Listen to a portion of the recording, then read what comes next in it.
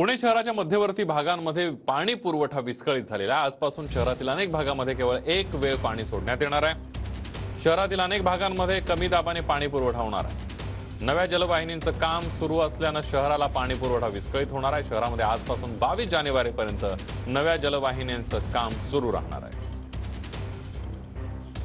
पुणे शहरातील अनेक नागरिकांना आजपासून पाण्यासाठी मोठी अडचण निर्माण होणार आहे, कारण शहरातील अनेक भागांचा पाणी पुरवठा जो आहे तो आजपासून विस्कळीत होणार आहे। खरं तर शहरातील अनेक भागांमध्ये जे आहे ते नव्या जलवाहिन्यांचे काम सुरू असल्यामुळे शहरातील अनेक भागांत जो आहे तो पाणी पुरवठा केवळ एक वेळ पाणी जे आहे ते सोडण्यात येणार आहे। अनेक भागांमध्ये शहरातील मुख्य पेठा असेल, ससून रुग्णालय परिसर असेल, तिथं अतिशय कमी दाबाने जो आहे तो पाणी पुरवठा होणार आहे। खरं तर समान पाणी पुरवठा योजनेअंतर्गत पर्वती टाकी, पर्वती जे जलवाहिनी केंद्र आहे तिथून ज्या नव्या जलवाहिन्या टाकण्याचं काम आहे ते सुरू झालेलं आहे। आणि त्यामुळे सॅलिसबरी पार्क असेल, महर्षीनगर असेल, स्वारगेट परिसर असेल, कात्रज परिसर असेल, या सर्व भागांमध्ये केवळ एक वेळ पाणी पुरवठा जो आहे तो पुणे महानगरपालिकेच्या पाणी पुरवठा विभागाकडून करण्यात येणार आहे।